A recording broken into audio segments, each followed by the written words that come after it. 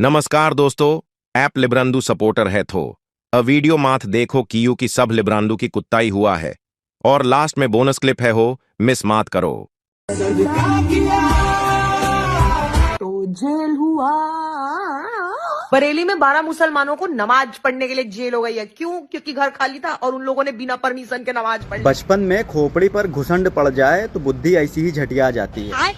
बिना परमिशन किसी के घर में घुसना अगर ठीक है तो तुम अपने घर में 12 नहीं 1200 घुसा लो, हमें घंटा फर्क नहीं है। अभी इनकी गलत न्यूज और नैरेटिव की बखिया उधेड़ूंगा। इनकी बुद्धि के चुतियापे का चरम स्तर आप देखिए कि जो स्क्रीनशॉट दिखा रही है उसमें डिटेन लिखा है, लेकिन मुंह से फफूंद क्या निकाल रही है कि जेल में डाल दिया। डिटेन और अरेस्ट में ना इसको फर्क पता है ना इसके बागड़ बिल्ले फॉलोअर्स को, तभी ये लोग छाती पीट के मुजरा करते रहेंगे हर समय। बरेली में 12 मुस्लिम्स को पुलिस ने डिटेन किया है सिर्फ इस वजह से क्योंकि वो किसी के मकान में बिना परमिशन के नमाज पढ़ रहे थे, और ये एक दिन नहीं कई हफ्तों से चल रहा था। अब जाहिल से जाहिल इंसान की भी इतनी समझ होती है कि बिना किसी के परमिशन के कोई भी सामान इस्तेमाल करना, किसी की जगह इस्तेमाल करना, चाहे वो ऑफिस हो, घर हो, मकान हो, वो इलीगल है और पुलिस ने डिटेन किया पूछताछ के लिए। लेकिन इनकी आप ये देखिए कि यहाँ बैठे हैं चूतियों के सरताज माहौल ख़राब करने के लिए। इसने कितनी चालाकी से इस न्यूज़ को हिंदू मुस्लिम का मुद्दा बना दिया कि मुस्लिम नमाज़ पढ़ रहे थे और उनको जेल में डाल दिया गया। अरे दिमाग की पैदल, अगर इस जगह कोई हिंदू होता ना तो भी पुलिस ने सही एक्शन लिया है। पुलिस ऐसे लोग को रोके, पूछताछ करे, मारे तोड़े, अंदर घुसेड़ दे जेल में, उसके बाद वो सब सही है। लेकिन ये आए हैं माहौल ख़राब करने के लिए। और इनके जो है ये समझदारी के जो कीड़े हैं ना, ये सिर्फ एक साइड के लिए बिलबिलाते हैं। इधर तो इनको दिक्कत हो गई, लेकिन ये जो है गोल्डन टेम्पल में एक मुस्लिम लड़का जाता है, मुंह हाथ धोता है, सरोवर में कुल्ला करता है, वो इनको नहीं दिखा। अब इनके गले में कोई बांस गाड़ के चला गया है, इनका होंठ फट गया है, इनकी बत्ती सी गल गई है कि इस पे ये बात कर ले। जब लिखी लिखाई स्क्रिप्ट मिला करे ना तो थोड़ी रिसर्च कर लिया करो, लेकिन रिसर्च करोगे भी कैसे? यहाँ दिमाग की जगह कचरा ठसा हुआ है, चूतिया नहीं तो। मगर सिर्फ यही की चीज है कि या तो विन है या तो लर्न है। ट्रम्प मोदी से कहता है झुक, मोदी जी भाई लेट जा रहे हैं। जैसे आज ईरान और अमेरिका की लड़ाई हो रही है, वैसे ही 2012 में भी अमेरिका ने ईरान पर सैंक्शन लगाए थे। तब के प्रधानमंत्री मनमोहन सिंह ने राष्ट्रपति बराक ओबामा से कहा कि इंडिया ईरान से ऑयल खरीदना बंद नहीं करे। भैया की जो ऑडियंस है वो है ढीठ और गवार। भैया जो बोलेंगे वो मान लेगी कि पढ़ी लिखी है नहीं तो फैक्ट चेक करेगी नहीं, और फैक्ट चेक करेगी तो भैया पे आंख बंद करके विश्वास कर लेगी। लेकिन भैया एक बात भूल गए थे कि एल्गोरिथम ये वीडियो भेज देगा मेरी फीड में, और जब ये झूठ बोलेंगे तो मैं इनकी पैंट उतारने से पहले सोचूंगा भी नहीं।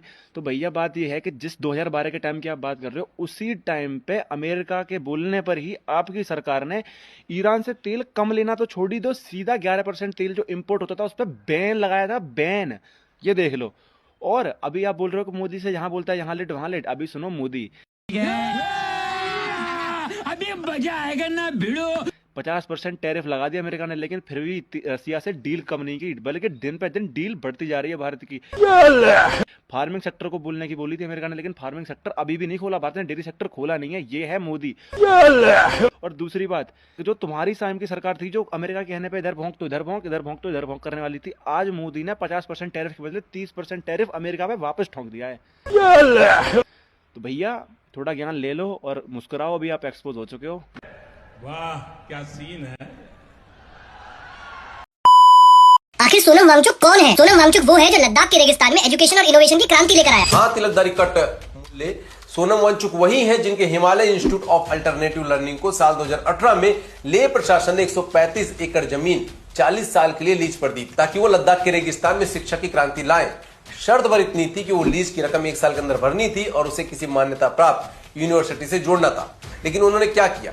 ना ही लीज एग्रीमेंट पेपर साइन किया और ना ही कोई मान्यता प्राप्त इंस्टीट्यूट बनवाया, और ना ही प्रशासन की जमीन वापस की और ना ही उसका किराया भरा। और जब 2023 में प्रशासन ने वो जमीन वापस ले ली तो विक्टिम कार्ड निकालकर आंदोलन पर बैठ गए और आंदोलन जीवी बन गए। आज तुम और तुम्हारा पूरा गिरोह इंक्लूडेड कांग्रेस पार्टी जिन सोनम वांगचुक को क्रांतिकारी बता रहा है, उसी कांग्रेस सरकार ने खुद 2017 में उन्हें देश की सुरक्षा के लिए खतरा बताया था। और सिर्फ इतना ही नहीं, कांग्रेस सरकार ने उस समय यह भी आरोप लगाया था कि उन्होंने SCRF फंड्स का गलत इस्तेमाल किया और उनके चीन के साथ संबंध है। आज जो तारीफ के पुल तुम सोनम वांगचुक के लिए बांध रहे हो ना, उन्हीं सोनम वांगचुक ने कभी सबसे पहले मोदी जी और अमित शाह जी को धन्यवाद कहा था। क्यों? क्योंकि जो काम कांग्रेस पिछले 30 सालों से यह कहकर टालती रही कि लद्दाख को यूनियन टेरिटरी में लाने के लिए पहले धारा 370 में बदलाव करना होगा, जो कि संभव नहीं है, उसे मोदी जी ने संभव कर दिया था लद्दाख को यूटी यानी कि यूनियन टेरिटरी का दर्जा देकर। आज तुम चिल्ला चिल्लाकर दुनिया को यह बताने की कोशिश कर रहे हो कि लद्दाख का जेएनजी इसलिए भड़का हुआ है क्योंकि मोदी सरकार उन्हें रोजगार नहीं दे रही, लेकिन उन्हीं जेएनजी को यह क्यों नहीं बताते हो कि जब मोदी सरकार ने लद्दाख को यूटी का दर्जा दिया था और वहां पर विश्वविद्यालय, होटल्स और प्राइवेट कॉलेज की अनुमति दी थी, तो तुम्हारे इन्हीं सोनम वांगचुक ने उसे रोकने के लिए यह कहकर धरने पर बैठ गए कि अगर बाहर की कंपनियां यहां आएंगी तो सारी जमीनें हड़प लेंगी। अब आप खुद सोचिए कि जब किसी राज्य में कॉर्पोरेट कंपनियां नहीं आएंगी तो वहां रोजगार कैसे आएगा।